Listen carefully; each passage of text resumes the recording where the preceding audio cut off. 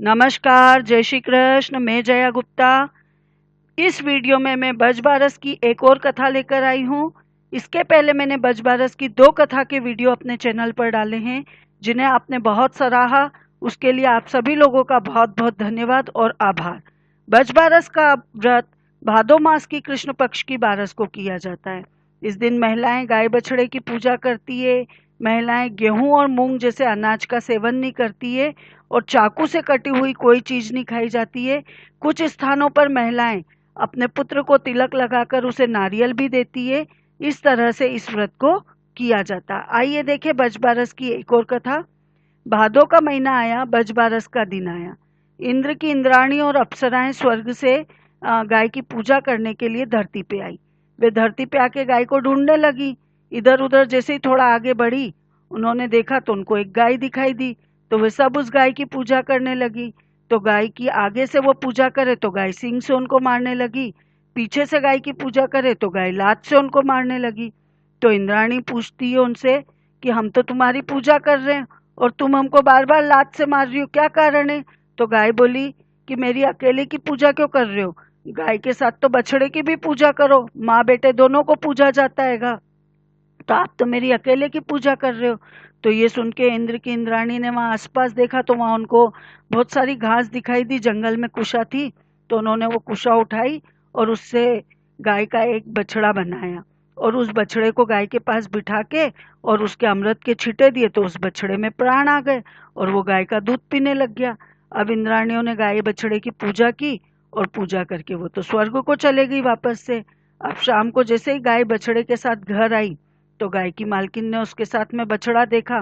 तो मालकिन गाय से बोली कि मैं तो तेरे को घर में नहीं घुसने दूं। तो गाय बोली क्यों? तो बोले मेरे तो बच्चा नहीं है और तू बच्चा लिए आई। वो गाय जिस घर में रहती थी उसकी मालकिन के, उस सेठानी के भी बच्चा नहीं था।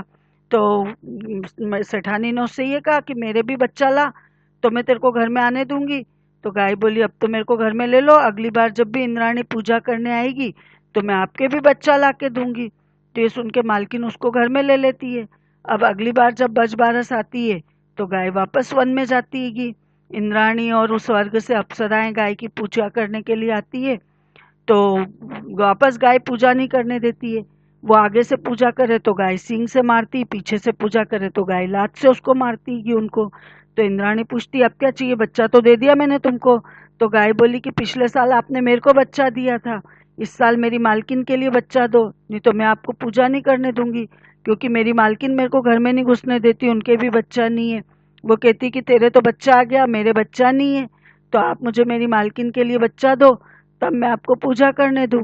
तो इंद्राणी ने वापस कुशा उठाई, कुशा से एक बच्चा बनाया और साथ ही एक पालना बनाया कुशा का ही, और पालने में उस बच्चे को लिटा के और उस पालने को गाय के सींग से बांध दिया और फिर अमृत के छींटे डाले तो बच्चा जीवित हो गया। उसके बाद इंद्राणी और अप्सराओं ने गाय की और बछड़े की पूजा की और वो लोग तो स्वर्ग को चले गई। अब शाम को जब गाय घर लौटती है तो सेठानी और गांव की औरतें सब बाहर बैठी रहती चौपाल के वहां पे। तो देखती कि गाय की सिर पे तो एक पालना बंधा हुआ है और उसमें एक बच्चा लेटा हुआ है। तो सारी औरतें कहने लगी कि देख सेठानी, तेरी गाय तो तेरे लिए बच्चा लेके आ गई। तो सेठानी बहुत खुश हो जाती है, गाय को गाजे बाजे के साथ सामू लेती है और गाय के साथ खुशी खुशी रहने लग जाती है। हे गाय माता, जैसे सेठानी जी को बच्चा दिया ऐसे सबको बच्चा देना। कथा अधूरी हो तो पूरी करना, पूरी हो तो मान करना। आपको मेरा ये वीडियो अच्छा लगा हो तो इसे लाइक और शेयर कीजिए। अभी तक यदि आपने मेरे चैनल को सब्सक्राइब नहीं किया है तो कृपया मेरे चैनल को सब्सक्राइब कीजिए, बेल आइकन को हिट कीजिए ताकि मेरे नए वीडियोस के नोटिफिकेशन आपको तुरंत प्राप्त हो। जय श्री कृष्ण। हिंदू धर्म, संस्कृति, तीज त्योहार, व्रत कथा, रीति रिवाज इत्यादि जानने के लिए मेरे साथ बने रहिए। जय श्री कृष्ण।